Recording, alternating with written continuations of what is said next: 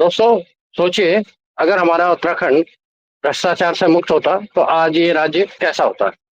हर गांव में पक्की सड़कें होती, अस्पतालों में दवाइयां और डॉक्टर मौजूद होते, नौजवानों को नौकरी की तलाश में देहरादून या दिल्ली या महानगरों में नहीं जाना पड़ता। लेकिन हकीकत अलग है। भर्ती घोटाले होते हैं, सड़कें हर 2 साल में टूट जाती हैं, गांव की योजनाएं सिर्फ कागजों पर पूरी हो जाती हैं। 2000 में जब उत्तराखंड राज्य बना तो जनता ने सपना देखा था कि अब पहाड़ का विकास होगा। लेकिन 25 साल बाद भी लोग यही पूछ रहे हैं, भ्रष्टाचार में फंसा उत्तराखंड 2043 तक एक विकसित राज्य बन पाएगा क्या? आने वाले 18 साल में ऐसा उत्तराखंड बनेगा जिस पर हर नागरिक गर्व कर सकेगा? आज हम इसी बड़े सवाल पर चर्चा करेंगे। आज हमारे साथ हैं श्री कुंवर सिंह रावत जी, जिन्होंने प्रशासन और विकास योजनाओं को नजदीकी से देखा है। रावत जी, आपका बहुत बहुत स्वागत है उत्तराखंड संवाद चैनल पर। Thank you Prakash ji.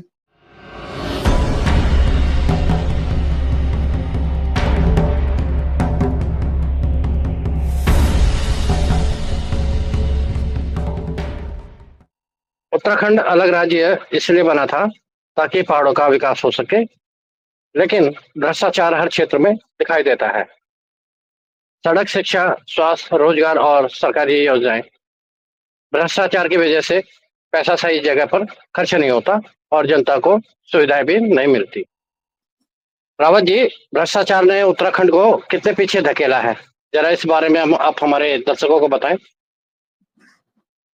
आप सभी को नमस्कार। उत्तराखंड संवाद में 1966 में स्वागत है, जो कि हमारा चैनल है विशेषकर। और आज हम विशेष तरीके से एक सब्जेक्ट जो है, एक अलग सब्जेक्ट है जो कि सब उससे वाकिफ है कि भ्रष्टाचार उत्तराखंड को कितना पीछे धकेल रहा है।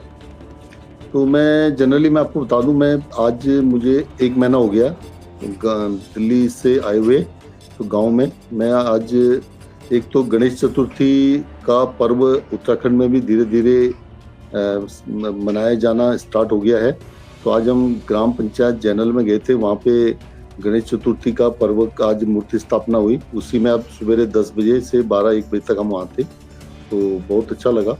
सभी को शुभकामना, जो भी हमारे देश विदेश से या कहीं से भी सुन रहे हो, तो उत्तराखंड से सुन रहे हो या उत्तराखंड के बाहर से हमारे जितने लोग हैं बाहर के। तो अब करप्शन का जो मामला है, भ्रष्टाचार अब भ्रष्टाचार की जननी कौन है, ये क्या है, इसकी जो परिभाषा देने की आप, मुझे नहीं लगता कि कोई जरूरत है करके। अब उत्तराखंड का अब एक ऐसी स्थिति में खड़े हैं कि 25 साल तो आपको हो गए हैं। 25 साल में आप लोगों ने क्या किया? तो क्या 25 साल हमारी कोई अचीवमेंट नहीं हुई? तो इसका मीनिंग है कि 25 साल में आपको सैलरी नहीं मिली, आपको कोई पैसा नहीं मिला सेंटर से या कहीं से भी, आपने सैलरी नहीं दी कर्मचारियों को, ऑफिसरों को, और किसी को भी। मैं ये कह रहा हूँ, जो भी लोग काम कर रहे थे 25 साल से, अचीवमेंट ऑलमोस्ट कोई नजर नहीं आ रही।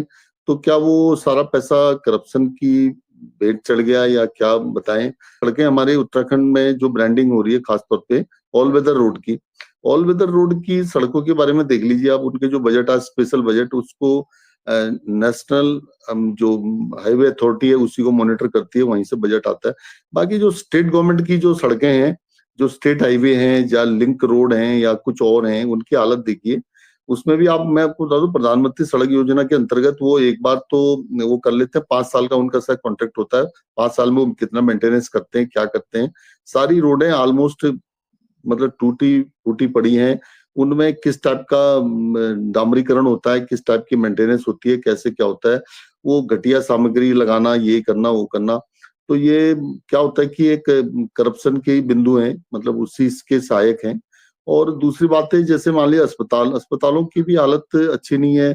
जो डॉक्टर को अपॉइंट किया जाता है, डॉक्टर ज्वाइन नहीं करते। तो उसमें क्या होता है कि खरीद फरोख्त में जो सामान खरीदा जाता है, इक्विपमेंट खरीदे जाते हैं, उसमें क्या होता है, वो चीजें अच्छे दर्जे की नहीं होती हैं। अभी मुझे याद है जब 2020 में कोरोना आया था, तो उस समय माननीय विधायक जी ने एक उनका वीडियो वायरल हुआ था कि भाई आप हम कह रहे हैं ऑक्सीजन प्लांट लगाने की अप्रूवल दे दी है, ये बीकानेर तहसील की बात थी हॉस्पिटल की, तो उन्होंने कहा अभी तक क्यों नहीं लगाई? बोला जब भी ऑक्सीजन के प्लांट की जरूरत इस समय है, बोला सर अभी तो इक्विपमेंट ही नहीं आए ऑक्सीजन के, बोला पैसा तो सब दे दिया गया है सबको, और जिसको सप्लाई करना था वो सप्लाई नहीं हो पाया, क्यों नहीं हुआ है ऐसे करके। तो इसका मीन्स है, और फिर दवा का किस टाइप की दवा का होना, क्या होना, कोई नेक्सस का तो नहीं है कोई इस टाइप की, और डॉक्टर की कमी तो है ही। डॉक्टर तो एक हमारे यहाँ जो चौखुटिया में अभी शायद 2 तारीख को कुछ होने भी जा रहा है इस बारे में, वो कह रहे हैं वहां पे डॉक्टर नहीं है। बीकानेर में जो 12-13 डॉक्टर हैं उनमें से 4-5 डॉक्टर अवेलेबल है बताने, पीपीवी मोड वहां पे ऑलमोस्ट खत्म हो चुका है। तो क्या व्यवस्थाएं चल रही है, क्या नहीं चल रही है, सारी मतलब मामले काफी अब जो डॉक्टर आ पा रहे हैं, एक देघाट के बारे में हम लोग बार बार कहते हैं, वहां पे हमने एक बात सुनी थी कि भाई 7 डॉक्टर हैं तो 7 दिन आते हैं वो सिर्फ। अब बताइए 7 डॉक्टर 7 दिन आते हैं, यानी उनको 7 डॉक्टर को 7 दिन आना है, यानी हर दिन 7 डॉक्टर आने चाहिए, लेकिन वो नहीं आते हैं। वो ये कहते हैं आज सोमवार को आए तो अगले अगले सोमवार को वो डॉक्टर अवेलेबल होगा, वो उसके बाद एक हफ्ता नहीं मिलेगा, सैलरी उनको पूरी मिलती है। ये साउथ की तहसील है, मतलब अल्मोड़ा डिस्ट्रिक्ट की बिल्कुल इंटीरियर की तहसील है, ये इनकी सुनने वाला कोई नहीं है। क्योंकि आपने देखा होगा देघाट एक ऐसी जगह है जहां से कि पौड़ी गढ़वाल का क्षेत्र लग जाता है और एक साइड में चमोली गढ़वाल का लग जाता है, तो वैसे ही चौखुटिया का है, चौखुटिया का हाल भी ऐसी है। और इधर बीकानेर तहसील जरा सा एविडेंस में है, चलो यहाँ डॉक्टर कुछ आए हैं, लेकिन अवेलेबल तो होता है, इमरजेंसी में भी अवेलेबल होते हैं, मैं ये नहीं कहता हूँ, परसों ही मेरी बात हुई थी। तो अब वो पूरे डॉक्टर अवेलेबल क्यों नहीं है, क्या क्या वजह है, क्या उनको तनख्वाहें नहीं मिल रही है, क्या उनको, और फिर वो मोस्टली जो डॉक्टर हैं, मैंने रानीखेत का भी हालत देखा था कि रानीखेत में भी मोस्टली जो डॉक्टर हैं वो बाहर से दवाइयां लिखते हैं, अपना उन्होंने क्लिनिक वगैरह कुछ खोल रखा है, क्या कर रखा है, तो और क्यों दवाइयां वहां से नहीं मिलती हैं, जबकि जेनरिक दवाइयां प्रधानमंत्री जी बार बार कहते हैं कि हम जेनरिक दवाइयां प्रोवाइड कर रहे हैं, मल्टीनेशनल वाले काफी मल्टीनेशनल जो कंपनीज हैं इस फार्मेसी में, तो ये वो कर रहे हैं, तो समय पे कोई चीज वहां नहीं पहुंचना। पहाड़ों की स्थिति बहुत ही भयंकर है। अब हमें तो ये ढूंढना पड़ा, आजकल टूरिज्म सेक्टर वालों को ये बताना पड़ा कि कौन सा क्षेत्र आपका सुरक्षित है, ये हिली साइड में। हमसे कई लोग पूछते हैं कि क्या आपका साइड सेफ है, अब वो कहते नहीं नहीं उत्तराखंड में तो भयंकर हो गया। हमारे भी कुछ लोग आने वाले थे तो उन्होंने कहा नहीं नहीं यहाँ तो हालत खराब है। तो उसका कारण क्या है, क्या जगह, हमारे सामने एक गड्ढा है, वो शायद मुझे लग रहा है 1 महीना तो करीब हो ही चुका है, स्टेट हाईवे है ये 12 रामनगर टू बद्रीनाथ, लेकिन इसके भी हालत खराब है। अब उसमें क्या निर्माण कार्य है क्या नहीं है, बहुत जगह से सड़कें धंसने वाली है, अभी इसमें डामरीकरण अभी हुआ, ये पूरा भी नहीं हुआ वो भी। तो ये क्या चीजें, ये करप्शन की पहली यही सब सहायक हुआ है। और भर्ती घोटाला, अब भर्ती में अब इतने घोटाले हुए हैं कि अब किस मामले में क्या किया जाए क्या नहीं किया जाए, कौन इसके लिए दोषी है, इसमें यानी पारदर्शिता यानी ट्रांसपेरेंसी का होना बहुत जरूरी है। यानी जो अब चाहे आप डॉक्टर की भर्ती कर रहे हैं, चाहे आप एक छोटे कर्मचारी यानी समूह ग या घ की किसी के भी कर रहे हैं, तो उनमें एक पारदर्शिता का होना जरूरी है। आपने वो एक जो उत्तराखंड जो वो एक निदेशालय जो बना हुआ है, जो यूपीएससी के तर्ज पे जो बना हुआ है, अब उसका नाम भी क्या लें, हरिद्वार में बना हुआ है। तो मैंने उनको एक बार गवर्नमेंट को सुझाव दिया था कि ट्रांसपेरेंसी ऐसे कीजिए, आप उनके ना यानी हिली साइड में सेंटर रखिए, वहां से ना तो कोई इंटरनेट का प्रॉब्लम है, ना कुछ है, ना कॉपी का है, ना कहीं पे नकल का है, कहीं कुछ भी ऐसी चीजें नहीं हो सकती कि जो लोग सही नहीं आ पा रहे, जो पीछे बैकडोर से एंट्री हो रही है इस तरह से, तो उसकी वजह से हमारे यहाँ वो करप्शन जागृत हो जा रहा है। और जागृत हो रहा है, कुछ लोग कहते हैं कि अभी कल ही बात हो रही थी, अनऑफिशियली बातें बहुत सारी होती है, वो कहते हैं किसी को कहीं से, मान लिया आदमी तो खैर कहीं से भी आ सकता है, वो कहते हैं कि हमें इस बारे में पता नहीं है, हमें तो यहाँ ड्यूटी दी गई है, हमें ड्यूटी करनी है। अब ड्यूटी कैसे करोगे क्या करोगे ये पता नहीं है। अब कुछ यहाँ पे डॉक्टर भी बाद में फर्जी पकड़े गए थे, कुछ और भी चीजें, कुछ स्टाफ फर्जी पकड़ा गया, कुछ टीचरों की भर्तियों फर्जी पकड़े गए, कई वो बाद में होता रहता है। इतने टाइम उन्होंने 10 साल 20 साल नौकरी कर लिया, अब उनको बोलते हैं आप बर्खास्त कर दिया है। तो वो मतलब ये कि इसको जो है ना रोकना एक बहुत बड़ी चीज है। ट्रांसपेरेंसी कैसे लाई जाए, हमने सिंपल बोला था इनका जो एग्जाम है आप पहाड़ी एरिया में कर दीजिए, पहाड़ी एरिया में कहीं नकल नहीं हो सकती, कहीं कुछ नहीं हो सकता, एक ही रास्ता होता है। तो ये गवर्नमेंट मतलब ये चीजें यदि आप चेंज करना पड़ेगा, चेंज नहीं करोगे तो आप 25 साल 2043 तक आपको विकसित उत्तराखंड बनना है। अब प्रधानमंत्री जी ने आपको यानी कि आदेश दिया है, उनका तो आदेश ही मानना पड़ेगा, और मुख्यमंत्री जी ने माना है कि 2043 तक हम बनेंगे। दोस्तों, उत्तराखंड के विकास में भ्रष्टाचार ही सबसे बड़ी रुकावट है। सड़क का बजट आता है लेकिन घटिया सामग्री के कारण सड़कें जल्दी टूट जाती हैं। अस्पतालों के लिए पैसा आता है लेकिन दवा और डॉक्टर की कमी रहती है। भर्ती प्रक्रियाओं में पारदर्शिता नहीं रहती। यह सब विकास की रफ्तार को रोकता है। दोस्तों, वीडियो को आप कंटिन्यू देखें क्योंकि हम आगे वीडियो में बताएंगे कि इस भ्रष्टाचार का समाधान क्या है और कैसे हम अपने देश को तरक्की के रास्ते पे ला सकते हैं। रावत जी, शिक्षा और स्वास्थ्य जैसे बुनियादी क्षेत्रों पर भ्रष्टाचार का क्या असर पड़ा है? देखिए, ये जो ना रीढ़ की हड्डी है, बैकबोन हमारे जो समाज की हैं, जो आने वाला जो हमारा जो बच्चे हैं वो कुछ बने। तो एक बच्चे को मैं आज कभी पूछता हूँ, तो मैंने वहां पे प्राइमरी स्कूल के बच्चों को भी पूछा है। मैं आजकल राह चलते सवेरे मॉर्निंग टाइम में कुछ डिस्कस करता हूँ, कुछ अपना वीडियो बनाता हूँ, तो वहां पे जो भी मुझे मिलता है, तो क्या होता है कि मैं एक साइड से आता हूँ तो प्राइमरी स्कूल के बच्चे भी मिलते हैं और इंटर कॉलेज के बच्चे भी मिलते हैं। तो मैं तीनों जगहों में जाता हूँ, तो 3 ग्राम सभाओं के बच्चे हर जगह से आके मिलते हैं। तो उनसे मैं पूछता हूँ कि भाई आप, बड़ी क्लास के बच्चों से पूछा मैंने कि भाई आर्टिफिशियल इंटेलिजेंस के बारे में कुछ जानकारी है आपको? तो उनमें से एक लड़की ने बोला कि भाई हाँ जी, हम, मुझे 12th की लड़की थी। तो मैंने कहा भाई तुम प्रोफेशनल कोर्स आप आगे जाके करोगे? और उनको पहले कुछ समझ नहीं आया कि प्रोफेशनल कोर्स क्या है।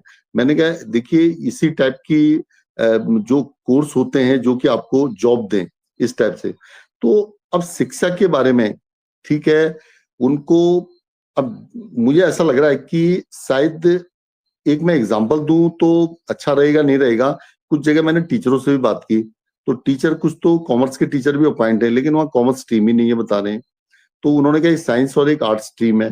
तो आर्ट्स और साइंस के भी बच्चे पूरे हैं कि, सॉरी, टीचर पूछे पूरे हैं कि नहीं है। तो ये कई कई चीजें, अब वहां पे क्या बिल्डिंगें तो बना दी गई हैं। बिल्डिंगें भी मैंने एक बार ना किनसे पूछा था, मैंने कहा ये 1960 और 70 के दशक में भी ऐसी बिल्डिंगें थी और अभी भी ऐसी बिल्डिंगें क्यों बनती हैं? ये क्या मास्टर प्लान के तहत नहीं बन पाती क्या कोई अच्छी सी? हम लोग जैसे प्राइमरी के बाद हम भी दिल्ली में पढ़े हैं, लेकिन वहां पे अलग टाइप की बिल्डिंगें होती हैं। अब वहां की और यहाँ की सोच में, क्या वहां पैसा यहाँ पैसा कम आता है, वहां पैसा ज्यादा आता है, ऐसा कुछ होता होगा क्या?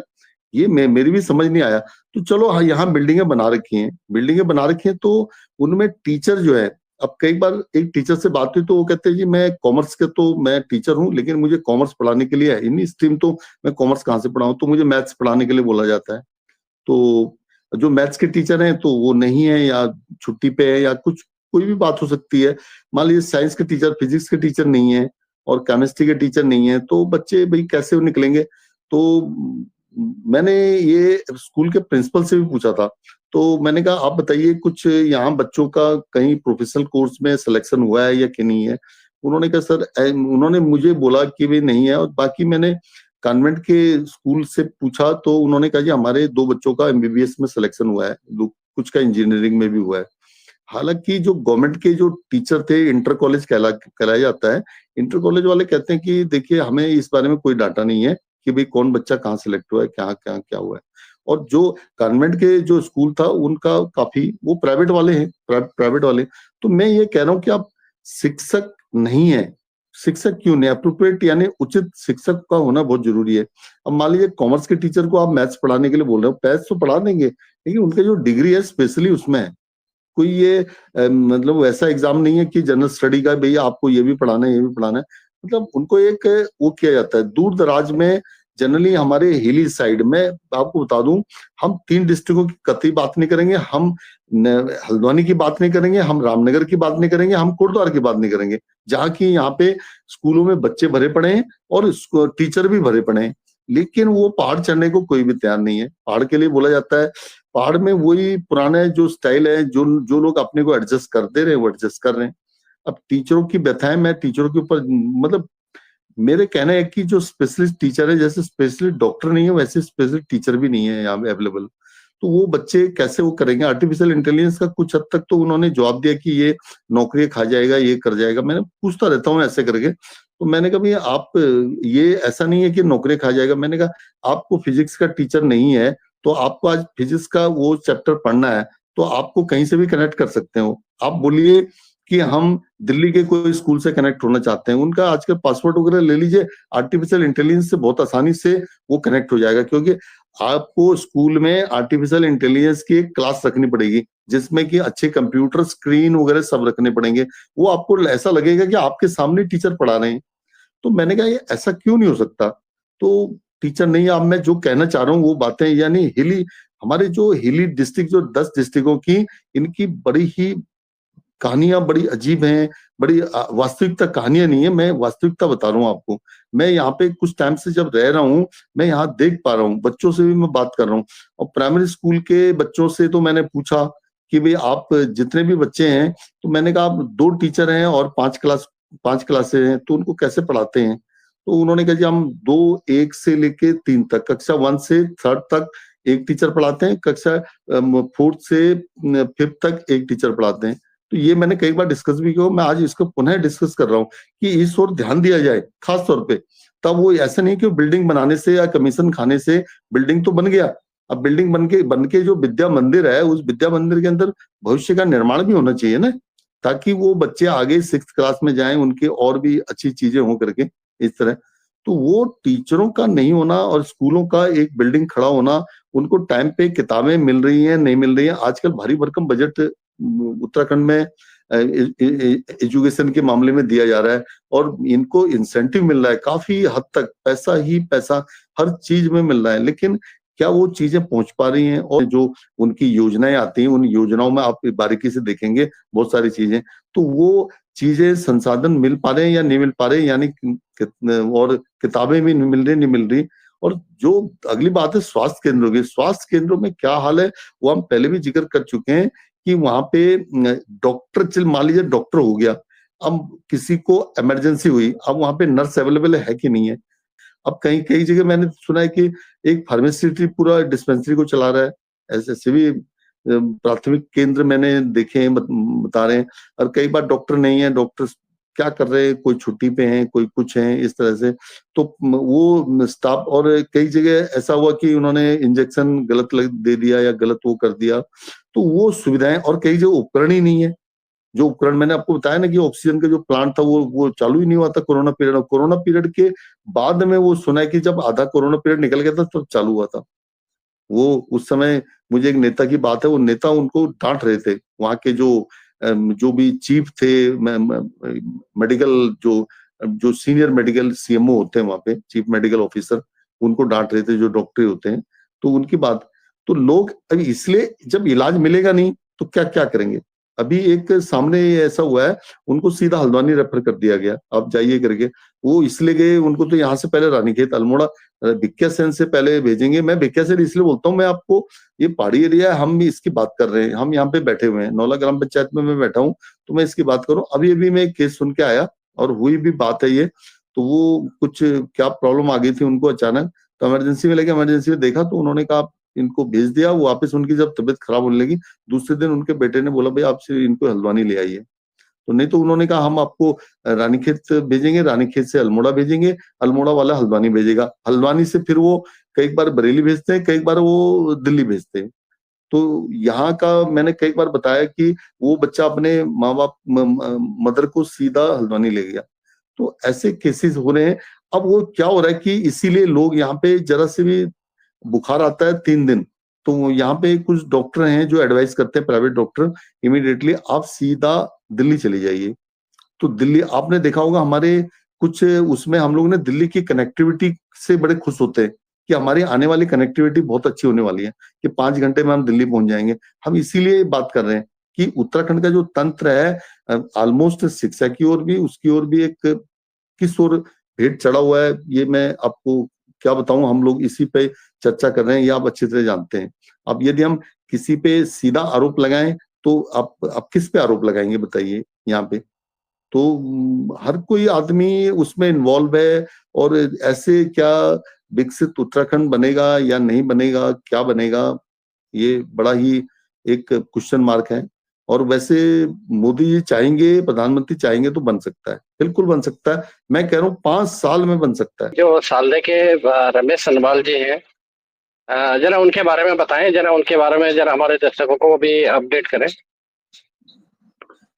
बिल्कुल, आपने बहुत अच्छा किया। यदि आज कोशिश होती रमेश सनवाल जी को साथ में लेकर के, उनका है GR चैरिटेबल हेल्थ ट्रस्ट सालदे, और बिक्यासेन तहसील। तहसील अभी शायद इनकी सालदे ही बन गई है, तो पहले बिक्यासेन ही थी, अब तहसील सालदे हो गई है। तो ये लोग बहुत अच्छा काम कर रहे हैं। तो हम भी रिटायर होने के बाद मेंबर बने। अब उसका कारण मेरी भी समझ आया, क्योंकि मैं आपको बताऊं 2000 से पहले की बात है, हमारे इसी ग्राम में एक ट्रांसपोर्ट मिनिस्ट्री से रिटायर होके आए थे। तो मैंने उनको बोला था, उन्होंने गांव में मकान बना रहे थे, तो मैंने कहा यार बहुत अच्छी बात आप कर रहे हैं। तो क्या हुआ कि उन्होंने भी ये सोचा नहीं था, उन्होंने कहा जलवायु अच्छी है, सब कुछ अच्छा है, दोनों में अभी भी आगे। तो इमीडिएटली बाद में पता चला कि उनके साथ बहुत ही एक कैजुअलिटी टाइप के, मतलब एक अजीब तरह की सिचुएशन हो गई। उनको ना कुछ प्रॉब्लम हो गई, या मेडिसिन ढंग से नहीं खाई या नहीं खाई। उन दिनों यहाँ पे स्वास्थ्य व्यवस्था बहुत अच्छी नहीं थी, तो वो दिल्ली भी नहीं जा पाए, और वो उनको कुछ हार्ट प्रॉब्लम हो गया या ऐसा हो गया। तो उस 2000 से पहले की ये शायद बात है। तो उसके बाद एक क्वेश्चन मार्क आ गया, कहने हम लोगों ने बोला यार ये हमें ऐसे जाएंगे तो क्या हो गया। देखिए, वो ट्रांसपोर्ट मिनिस्ट्री से रिटायर हुए, उनके पास सेंट्रल गवर्नमेंट की जो हेल्थ स्कीम की जो योजना है वो हमारे पास भी, उनके पास भी रही होगी। लेकिन वो सवाल यह है, यहाँ से लेके वहां तक दिल्ली तक पहुंचना एक आसान बात नहीं थी। तो उसके वो तरीके से मुझे जब सनवाल जी मिले, तो सनवाल जी ने बोला कि हम इस टाइप की हमारे पास एक्सरे का भी काम है, और हम लोग रिपोर्ट जो मतलब ब्लड की और यूरिन की और जो भी है सभी चीजों की रिपोर्ट बना करके, और हम यहाँ से रामनगर या काशीपुर से भेजते हैं, तुरंत उसका वो आता है। और बाकी कोई प्रॉब्लम आती है तो हम डॉक्टर, वो दोनों वाइफ और हस्बैंड वो भी मेडिकल क्षेत्र से ही हैं, तो वो अपना एक इस तरह का ऐसा काम करें। उन्होंने एक चैरिटेबल जो ट्रस्ट खोला है। मैं तो रिक्वेस्ट करूंगा कि जितने भी हमारे लोग इनको सुन रहे हैं, तो GR चैरिटेबल हेल्थ ट्रस्ट सालदे, इसके वेबसाइट में जाएं, तो वहां पे रमेश सनवाल जी जो डायरेक्टर हैं इनके, तो वो हम भी उसमें कुछ जुड़े हैं मेंबर के तौर पे, और जो भी हमसे कोशिश होती है हम डोनेट करते हैं। तो हमने तो बोला कि जो भी लोग जुड़े, चाहे आप 10 रुपए, 50 रुपए, 100 रुपए ऐसा उनको डोनेट कर सकते हैं, वो इस सेक्टर में काम कर रहे हैं। तो अभी उन्होंने क्या हुआ था कि 15 अगस्त के आसपास में एक हम भी गए वहां पे, वलमरा एक जगह का नाम है, सालदे और देघाट के बीच में। सालदे से चल के आप देघाट की ओर जाएंगे तो वलमरा पड़ेगा। वहां सरस्वती शिशु मंदिर में उन्होंने एक कैंप लगाया था, और वो निःशुल्क था, कोई पैसा नहीं लिया गया। मैंने बल्कि उनको बोला था रजिस्ट्रेशन फी आप 10-20 रुपए तो कर ही दीजिए कम से कम। तो उन्होंने बोला कि नहीं, बिल्कुल हम एक पैसा भी नहीं ले रहे हैं। तो अब ऐसे लोग हैं। देखिए, तो उस दिन क्या हुआ था, एक डॉक्टर आए थे अपने ननिहाल में, तो डॉक्टर रविशंकर बलोदी, वो देहरादून में प्रैक्टिस कर रहे हैं, मतलब वो MBBS डॉक्टर हैं। तो वहां पे उनकी ड्यूटी है दून हॉस्पिटल में। तो वो अपने गांव आए 15 अगस्त से 1-2 दिन पहले। तो उन्होंने कहा मुझे 15 अगस्त तक मैं यहाँ हूँ, उसके बाद। तो उनके जो मामा हैं वो भी काफी कोऑपरेटिव, तो उन्होंने भी, तो उनसे जब बात हुई तो उन्होंने कहा भी 15 अगस्त को मैं अपनी सर्विसेज दे सकता हूँ, 15 अगस्त में जी मुझे 16 अगस्त को देहरादून जाना है। तो इमिडिएटली ये आयोजित किया गया, और इसमें करीब करीब 100 पेशेंट वहां आसपास के सब पहुंचे, और हम भी यहाँ से नौला से पहुंचे। तो हम लोग 2 जने थे। तो हमने पहले कोशिश किया था कि इसको नौला में करें, लेकिन हमने कहा ठीक है वो जहां भी हो जाए। अच्छा, वो रिमोट एरिया में जगह जगह जहां पर भी वो अपना एक किट लेके जाते हैं, किसी को इंजेक्शन लगाना है, किसी को देना है। अच्छा, ऐसा नहीं है कि वो खुद भी ये समझ लीजिए डॉक्टर के साथ असिस्ट करें, और डॉक्टर को ऑनलाइन लेते हैं। वो ऑनलाइन लेकर के, जैसे काशीपुर से डॉक्टर है, रामनगर से डॉक्टर है, देहरादून से डॉक्टर हैं, उनको ऑनलाइन लेते हैं। तो ये डॉक्टर जो आए थे, इन्होंने पूरा सवेरे 10-11 बजे से इनका स्टार्ट हो गया था, 4 बजे तक पेशेंट आ रहे थे लगातार। तो वो बड़े पेशेंट खुश थे, 80-80 साल के बुजुर्ग लोग। वो कहते बेटा ये ऐसे क्लीनिंग ऐसा वो हमेशा लगाते रहिए महीने में। तो उन्होंने उनको डॉक्टर को भी रिक्वेस्ट किया हमारे साथ। हम कह रहे हैं कि ऐसे हमारे ने इस एरिया में डॉक्टर बहुत हैं डॉक्टरों के, तो वो डॉक्टर भी हमारे इस चैरिटेबल ट्रस्ट से जुड़े। तो मुझे भी उन्होंने जोड़ा है, और ओम प्रकाश जी आप भी शायद जुड़े हैं, और भी काफी लोग जुड़े हैं, और अभी और भी लोग जुड़ रहे हैं। तो मेरी एक वो है कि रिमोट एरिया में जहां गवर्नमेंट नहीं पहुंच पा रही है, वहां पे ये लोग पहुंच रहे हैं। और ये गरीब आदमी जो बीपीएल वाले हैं, बिलो पॉवर्टी लाइन के जो ओरिजिनल बीपीएल है, मैं एक वो नहीं कह रहा जो कि मतलब फ्री के जो वो राशन ले रहे हैं वो ले रहे हैं, ऐसा नहीं है। जो एक्चुअल में बीपीएल है, ये बहुत अच्छा सराहनीय काम कर रहे हैं, और मतलब उन्नति के द्वार की ओर जा रहे हैं। परेशानी उनको बहुत हो रही है, इस ओर फंडिंग की परेशानी है, कई चीजों की है। तो जो उत्तराखंड के वासी इधर के, अब ये मत सोचिए कि आप कहीं और क्षेत्र के हो। अभी वो कह रहे थे ईकू खेत में और सराय खेत में, सराय खेत भी रिमोट एरिया है, वहां तो डॉक्टर, वहां भी डॉक्टर नहीं पहुंच पाते। जहां जहां से उनको बात आती है उसके आसपास तेघाट का एरिया है, सराय खेत का एरिया है, ईकू खेत का एरिया है, और मानीला का एरिया है, और अपना उनका वलमरा से लेकर के देगा, और ये बहुत सारे नैल कमान, ये सारी चीजें, गढ़शारी वगैरह जो भी एरिया है, तो ये और चचरोटी है, ये बहुत सारे एरिया को कवर कर रहे हैं। अभी उनका एक ही आगे आने वाले टाइम में एक जनरल में हमारे जो जनरल के ग्राम प्रधान है कैप्टन जसवंत सिंह जी, वो भी रिटायर होके आए, उनसे भी हमें बहुत अच्छी बात, आर्मी से रिटायर हुए हैं, उनको उन्होंने ग्राम प्रधान बनाया है। तो उन्होंने भी कहा है कि हम जनरल एक सेंटर पॉइंट बनना है आने वाले टाइम का। तो चूंकि आपको पता है कि आने वाले ईयर में बहुत सारी चीजें होने जा रही है डेवलपमेंट की, तो हम चाह रहे हैं कि ये एक धीरे धीरे एक बढ़ता रहे इनका ट्रस्ट, और वो करे जैसा ये काम में लगे हुए हैं, और ये बहुत अच्छा काम है, बहुत अच्छा काम है। आने वाले टाइम में हमें जो कनेक्टिविटी को बता रहे हैं कि इन्होंने एक गायनोलॉजिस्ट डॉक्टर को काशीपुर से बुलाया था, तो वो जो है क्या कि अब देखिए इतना दूरी पे 4 घंटे की, अब वो 2 घंटे की दूरी हो जाएगी, तो और भी डॉक्टर आएंगे। और हमारे जो यहाँ के डॉक्टर हैं, जो हमारे हिली एरिया के हैं और भी बाहर के एरिया के, हम सभी को स्वागत करते हैं। जो हमारे सुन रहे हैं वो आप इधर जिम कॉर्बेट के पास आइए, तो कोशिश करेंगे हम लोग की आपकी सुविधाएं देने का, और आप भी यहाँ पे चैरिटेबल ट्रस्ट के साथ जुड़िए। और आप जो लोग जैसे जुड़ सकते हैं, जो डोनेट कर सकते हैं वो डोनेट करें। GR चैरिटेबल हेल्थ ट्रस्ट शाल दे, ये आप वेबसाइट में जा सकते हैं जी। रावत जी, आपने बहुत अच्छी बात बताई रमेश सनवाल जी के बारे में। मैं भी दर्शकों से यही रिक्वेस्ट करूंगा कि भाई आप उनकी वेबसाइट में जाएं, और हो सके तो जितना अगर आपसे जो भी दान कर सके तो उनको सहयोग करें। वैसे मैं बता दूं, उनका एक मकसद और भी है कि वो एक तरीके से लेबोरेटरी जो बनाना चाह रहे हैं, वो चाह रहे हैं कि एक मोबाइल लेबोरेटरी बनाएं, ताकि कहीं पे ऐसी जगह मिस हैपनिंग हो जाती है कि जहाँ से मरीजों को वहाँ उन तक लाना असंभव होता है। तो उनका सपना यही है कि वो उन जगह पे जाएं और वहाँ पे उनका एक्सरे करे, और वहाँ पे उनके ब्लड टेस्ट वगैरह करे, या जो भी उनको शारीरिक दिक्कत है तो उसके बारे में रिपोर्ट बनाकर सीनियर डॉक्टरों से कंसल्ट करें। तो रावत जी, हम फिर से वापस हम अपने टॉपिक पे आ जाते हैं। तो मेरा अगला प्रश्न ये है कि गांव के लोग कहते हैं कि योजनाएं सिर्फ कागजों पर पूरी होती है, आप क्या मानते हैं इस बारे में?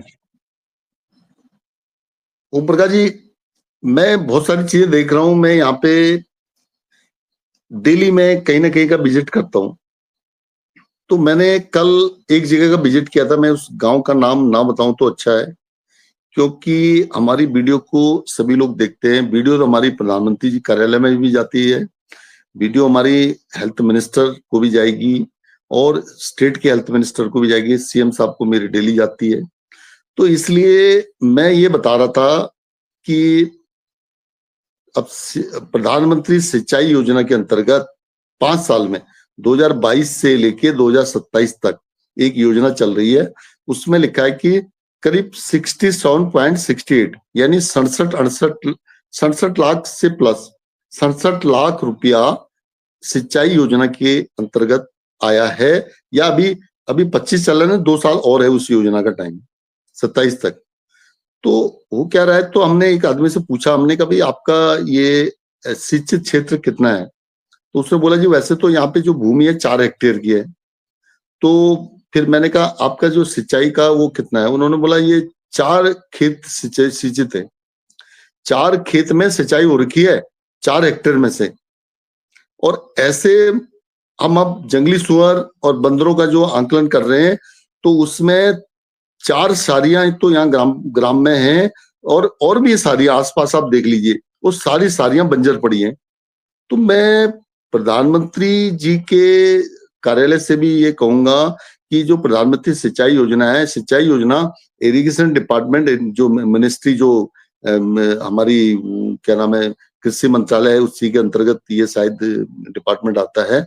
तो वो ये देखे कि सेंट्रल की जो फंडिंग आ रही है वो क्या बंजर भूमि में सिंचित हो रही है क्या, मतलब सिंचाई वो बंजर भूमि में हो रहा है क्या? वो तो बंजर हो चुके हैं। तो वो क्या हो रहा है ये सब कागजों में, यानी वो 68 लाख रुपया क्या 5 साल में वो खत्म कर दिया जाएगा? ये एक प्रश्न है, एक सोचने वाले आम उत्तराखंड। देखिए हमने बताया कि एक जगह अभी उन्होंने विशेषज्ञ ने बताया था, मैं अपने आप को कोई विशेषज्ञ नहीं मान रहा हूं, मैं विशेषज्ञों की बात सुनता हूं। उन्होंने कहा कि 3 सालों में बंजर भूमि का हेक्टेयर लगातार बढ़ा है, यानी हर साल बढ़ रहा है। उसका एक डाटा है, वो डाटा कहेंगे तो मैं उसमें कमेंट्स में लिख दूंगा नीचे कि भाई इतना डाटा है, हर साल ये बढ़ता जा रहा है। और आप भी देख रहे हैं, अभी हमने एक वीडियो बनाया तो उसमें कमेंट्स आ रहे हैं कि बहुत सारी चीजें बंजर हो गई हैं। यहाँ भी 4 सारियां हैं, तो 4 सारियों में से एक सारी में काम चल रहा है, एक सारी में वो भी बीच में यहाँ पे लोगों ने मकान बन चुके हैं ऑलमोस्ट, तो उनमें से जो बीच की जो सारी है उसी में काम चल रहा है, बाकी 3 सारियों में कोई खेती बाड़ी नहीं हो रही है।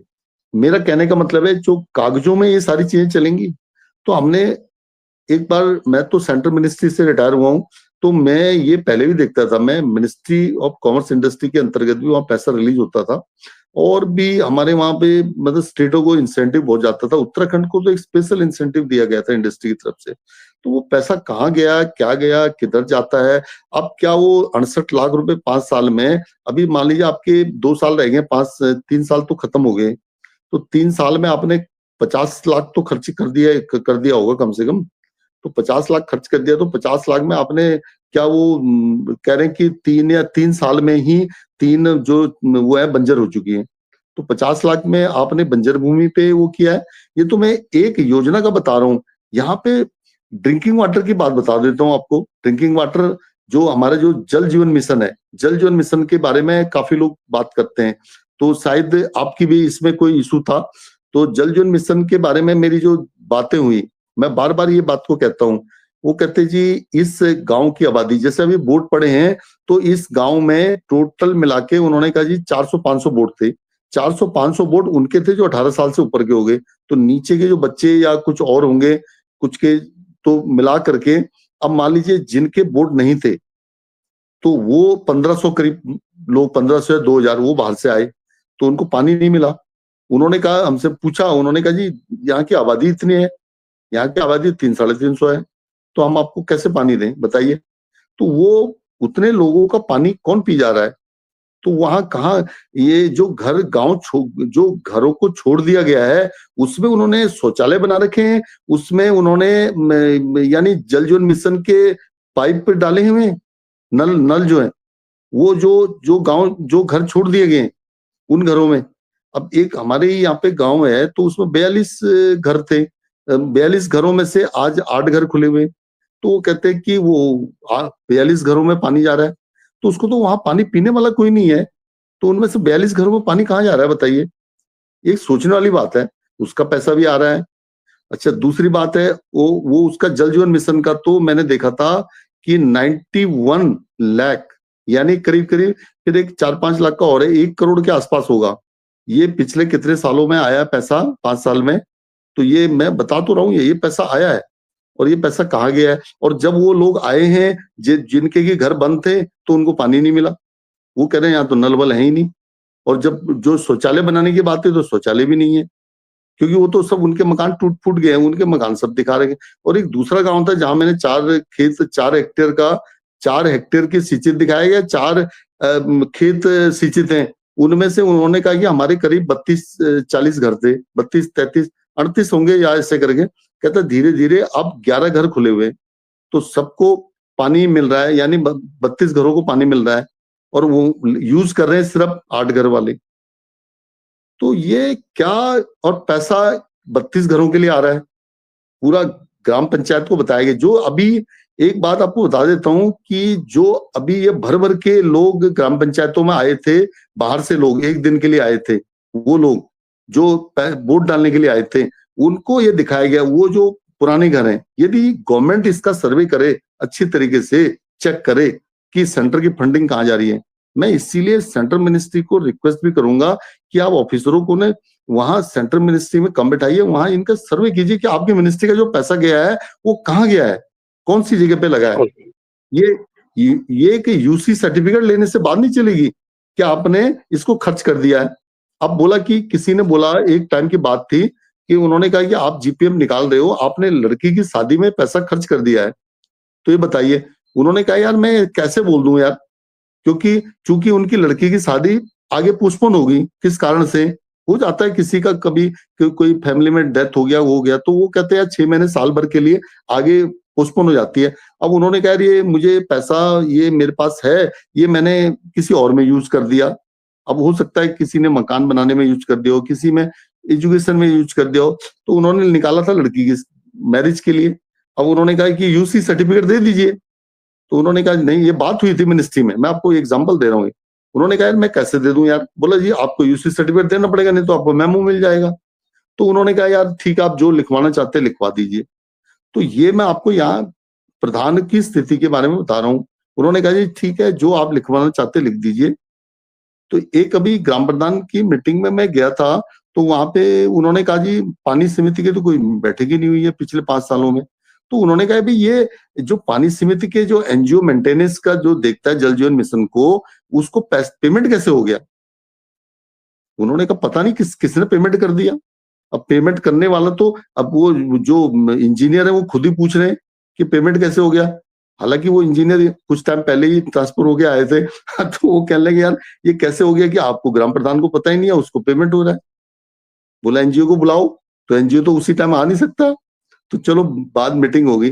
तो ये जो कागजी कार्रवाई सारी चल रही है, सॉरी ये बातें जमीन पे कुछ और हो रहा है। आज पलायन ऑलमोस्ट हो चुका है। पलायन रिपोर्ट अलग देखिए आप कि कितना माइग्रेशन हो गया है, कितना बंजर जमीन हो गया है, कितना जल जीवन मिशन के पैसा खा रहे हैं, कितने वो बीपीएल के वो पैसा खा रहे हैं, कौन बीपीएल है कौन क्या है, ये बहुत सारी चीजें हैं। कागज में सारी चीजें पूरी कर दो आप, और जो आप करना चाहते हैं। इससे अलावा हम क्या इसमें बात करें बताइए, जमीनी हकीकत के बारे में। लेकिन विकसित उत्तराखंड बनाना है तो जमीनी हकीकत को चेक करना पड़ेगा आपको। एक आज ही मान लीजिए नए फाइनेंशियल ईयर आ रहा है, उसी फाइनेंशियल ईयर से समझ लीजिए आपके पास 18, 16, 17 साल रह जाएगा, आपको करना है। ये प्रधानमंत्री जी का आदेश होता है, प्रधानमंत्री जी कुछ भी कर सकते हैं। वो प्रधानमंत्री जो मुझे लगता है वो उनको पता चलेगा तो वो किसी और वो कह रहे चलो इसी गांव में चलिए चेक करके आते, तो ऑफिसर आएंगे। हम इलाहाबाद एक रिपोर्ट बनाने गए थे एनजीओ की, तो मैं अपना वाक्य देता हूँ। तो इलाहाबाद एयरपोर्ट से हमें ठहराया गया, उसके बाद हमने फील्ड रिपोर्ट बनानी थी। तो वहां देखा दूरी पे, उस समय योगी जी नए नए आए थे, और वहां की रोडों की हालत, ये अगस्त का टाइम था शायद, मुझे ऐसा लग रहा है, और बारिश बहुत हो रही थी, और इलाहाबाद की रोडें लबालब हो रखी थी। तो हम लोग जहाँ इंटीरियर में गए, वहां जहाँ 1 घंटा लगता था वहां हमको कम से कम 3 घंटे लग गए। तो 2 घंटा हम वहां पे रहे। तो वहां के लोग हमसे पूछ रहे थे कि भाई आपको क्या प्रधानमंत्री जी ने भेजा है क्या ये चेक करने के लिए। तो हमने कहा जी ठीक है, आप जो समझते हैं।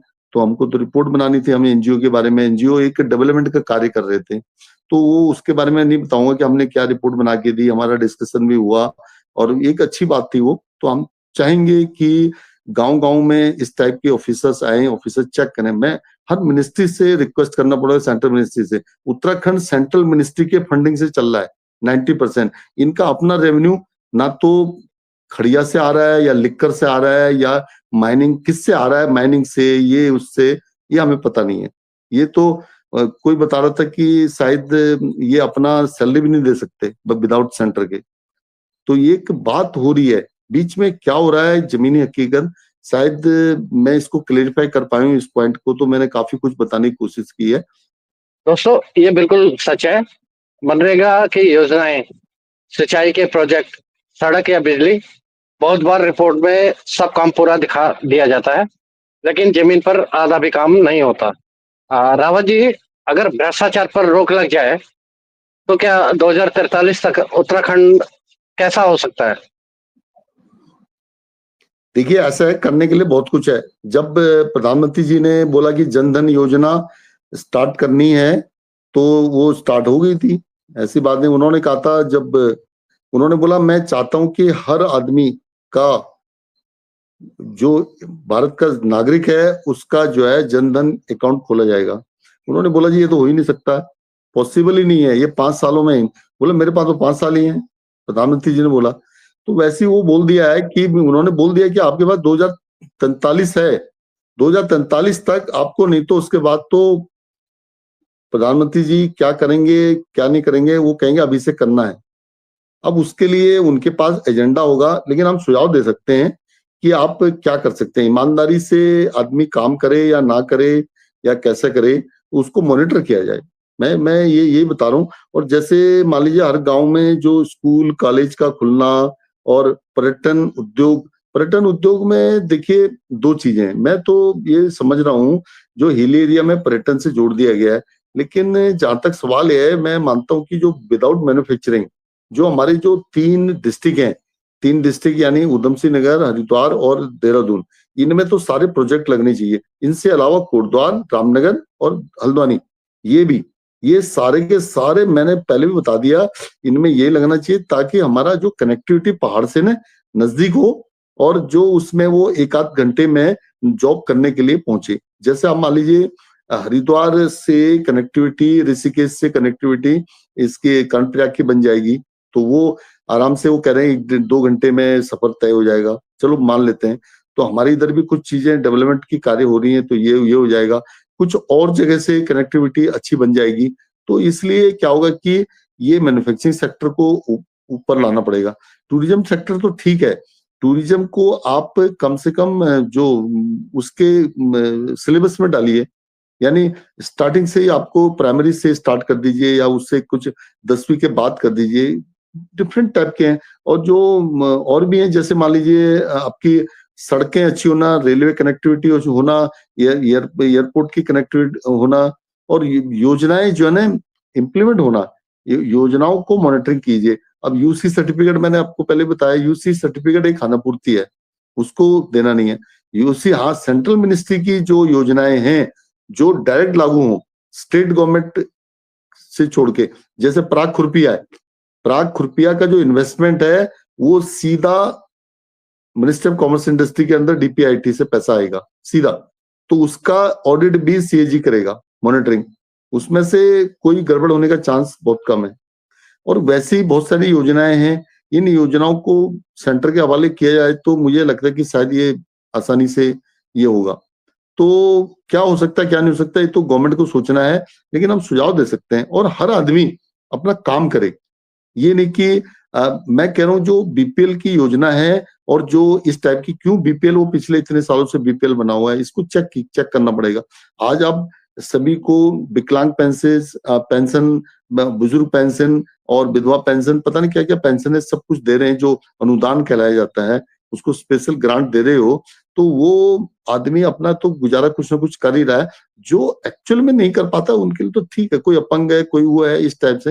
लेकिन जो बहुत सारे बीपीएल बने, उनको चेक करना चाहिए, और वो अपने काम में मतलब रहे, काम का जो मॉडल है, विदाउट काम, वो चाहे आदमी कुछ भी कमाए, अपने काम से काम रखे, तो वो उन चीजों की ओर हमें ज्यादा ध्यान देना पड़ेगा, तब ये उससे रोका जा सकता है। बाकी इसमें बात करने के लिए बहुत कुछ है, लेकिन लिमिटेड पीरियड में हम यही सुझाव दे सकते हैं, 100 रुपया आया तो 100 रुपये उसमें लगना चाहिए। ये नहीं कि उसको 85 पैसा खा गए, 15 पैसा लगा, वो नहीं हो सकता, उससे तब कभी नहीं बन सकता।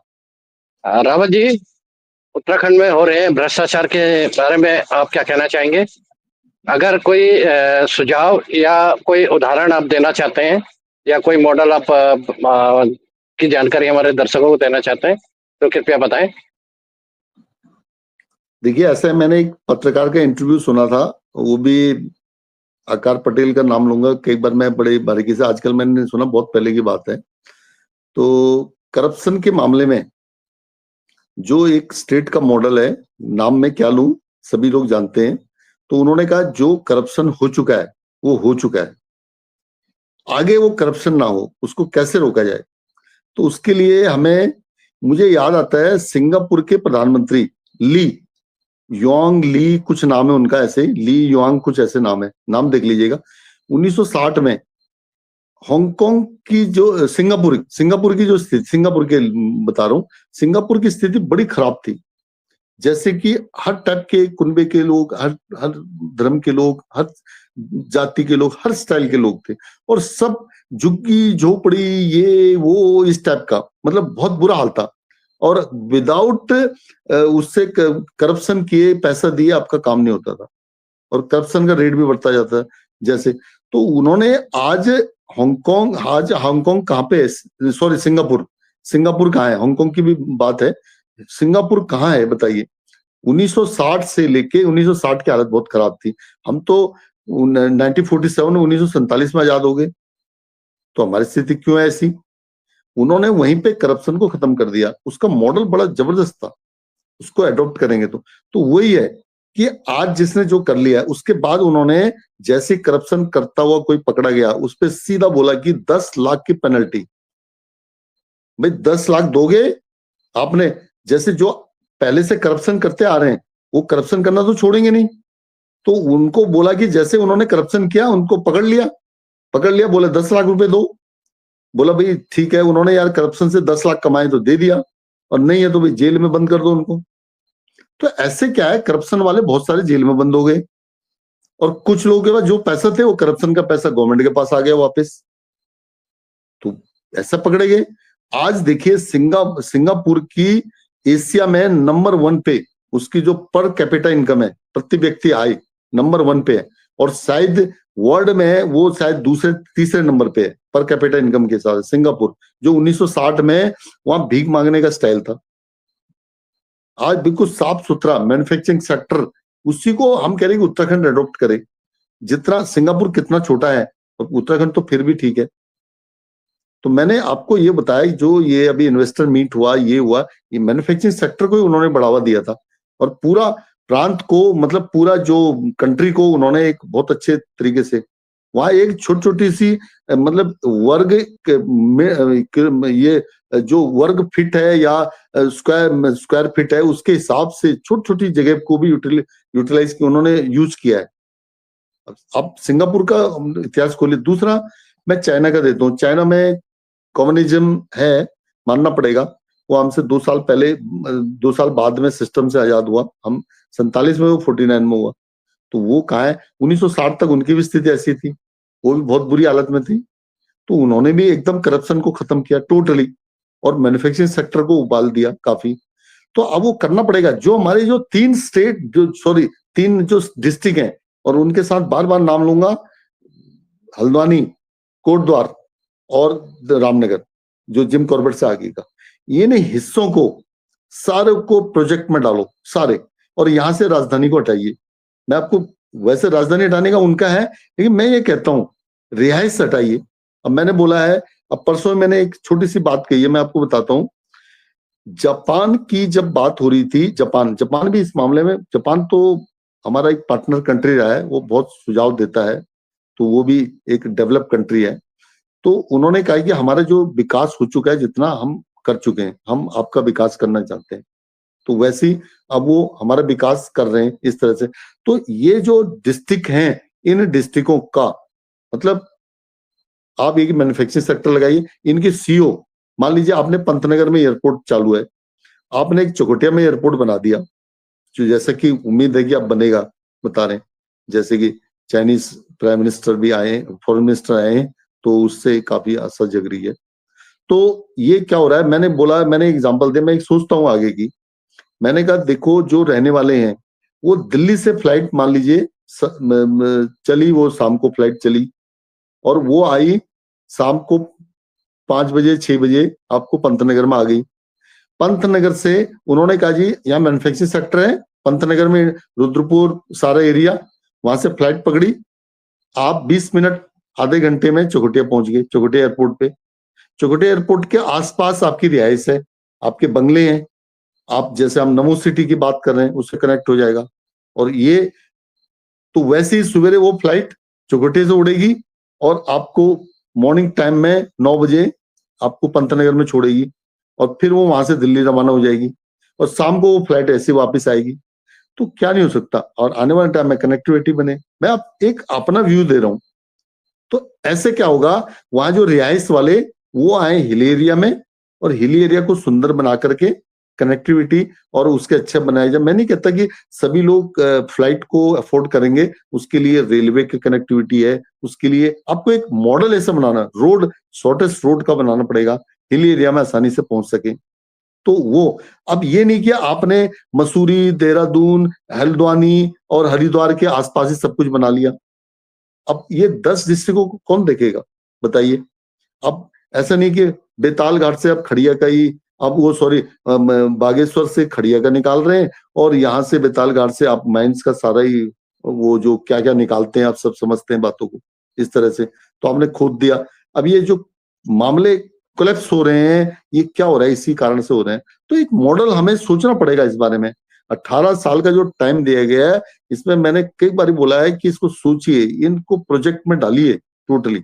जो आप सीएम साहब ने इसकी शायद शुरुआत भी की दी, 1 लाख करोड़ का जो इन्वेस्टमेंट रुद्रपुर में स्टार्ट किया गया था उसके बारे में।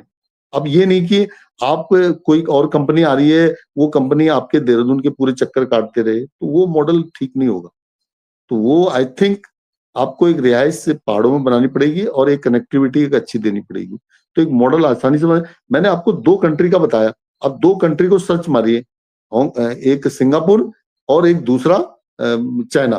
चाइना का चलो मैं इसलिए पीछे रख रहा हूं, उसके अब 20 ट्रिलियन की भी इकोनॉमी है, मैं इसलिए वो कम्युनिज्म है। वहां पे यह है कि रोड बनाना है तो बनना है, आपको रातों रात भी रोड बननी है, कैसे इंफ्रास्ट्रक्चर डेवलप नहीं होगा।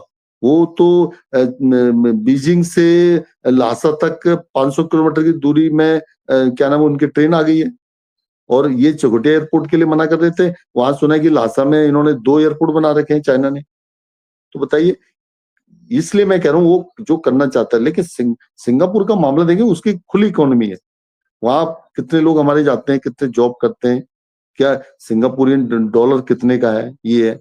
तो वैसे हमारे भी वो बने, एक काफी अच्छा मॉडल अडॉप्ट किया जाए, और अभी भी टाइम है।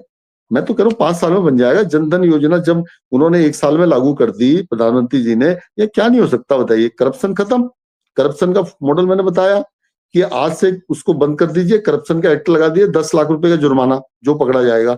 इट मीन कि जिसने 10 लाख रुपए कमाया होगा वो सारा गवर्नमेंट के खाते में आ जाएगा, और नहीं नहीं दे पाएगा तो सीधा जेल में जाएगा। अगली बार उसका 10 लाख होगा नहीं, वो करप्शन करेगा नहीं। सिंपल सी बात है, सिंपल मॉडल है। आसानी से ईमानदारी से रहिए, ईमानदारी से अपना उन्नति कीजिए और सब काम अपना उसमें लगाइए अच्छे तरीके से। तो ये सिंपल मॉडल है, मैंने सिंपल वो चीजें दी है। सिंगापुर का मॉडल लीजिए, बहुत आसान मॉडल है वो, और उत्तराखंड एक डेवलप बनेगा, बन सकता है, बनेगा। मुझे लग रहा है कि धामी जी और मोदी जी का जोड़ी बन सकती है इस मार्फत, ये बहुत इजी तरीके से हो सकता है, कुछ भी इम्पॉसिबल नहीं है। एक हमारे आईएएस ऑफिसर कहते थे केरल कैडर के, उन्होंने कहा इम्पॉसिबल हमारे डिक्शनरी में नहीं है, एवरीथिंग इज पॉसिबल। ये मुझे आज तक याद है, उद्योग भवन की बात थी, कौन से सन की, मैं आपको 2010 के आसपास की बता दूं। दोस्तों, अब आपकी बारी है। क्या आपको लगता है कि भ्रष्टाचार खत्म करना संभव है? आपके गांव या इलाके में कौन सी योजना भ्रष्टाचार की भेंट चढ़ी है? 2043 तक आपका अपना उत्तराखंड कैसा है? कमेंट में अपनी राय जरूर लिखें। दोस्तों, आज की चर्चा से साफ है कि भ्रष्टाचार ही उत्तराखंड की सबसे बड़ी समस्या है। जब तक भ्रष्टाचार रहेगा तब तक विकास अधूरा रहेगा। लेकिन उम्मीद भी है, अगर हम सब मिलकर प्रयास करें तो 2043 का उत्तराखंड ऐसा हो सकता है। गांव गांव में शिक्षा और स्वास्थ्य की सुविधाएं, युवाओं के लिए रोजगार के अवसर, पर्यटन, कृषि और उद्योग से आत्मनिर्भर अर्थव्यवस्था, पारदर्शी और जवाबदेह सरकार। अब सवाल है कि ये बदलाव कैसे आएगा। तो सबसे पहले ईमानदार नेतृत्व और मजबूत कानून। हर योजना की पूरी जानकारी जनता तक पहुंचे, जनता चुप ना रहे, सवाल पूछे। युवा वर्ग भ्रष्टाचार के खिलाफ आवाज उठाए, मीडिया और सोशल मीडिया भ्रष्टाचार को उजागर करे। 2043 में अगर हम ये सब कर पाए तो एक ऐसा उत्तराखंड बनेगा जिस पर हर नागरिक गर्व करेगा। लेकिन अगर आज हम चुप रहे तो 18 साल बाद भी यही सवाल रह जाएगा, क्या उत्तराखंड कभी विकसित हो पाएगा। इसीलिए दोस्तों, भ्रष्टाचार के खिलाफ लड़ाई सिर्फ सरकार की नहीं, हम सब की है। अगर आज से हम सब ईमानदारी और पारदर्शिता की राह पर चले तो 2043 में हमारे बच्चे कहेंगे हम रहते हैं एक विकसित उत्तराखंड के अंदर। दोस्तों, अगर आपको हमारी आज की चर्चा पसंद आई हो तो वीडियो को लाइक करें, कमेंट में अपनी राय दें और चैनल उत्तराखंड संवाद को सब्सक्राइब करना ना भूलें। यह सिर्फ एक चैनल नहीं है, यह जनता की आवाज, उत्तराखंड की आवाज है। तो रावत जी, आपका भी बहुत बहुत धन्यवाद और मैं अपने दर्शकों का भी बहुत बहुत धन्यवाद करना चाहता हूँ। और तो फिर मिलते हैं एक नए विषय के साथ में। तब तक के लिए आज्ञा दीजिए। जय हिंद, जय भारत, जय उत्तराखंड। जय उत्तराखंड। नमस्कार।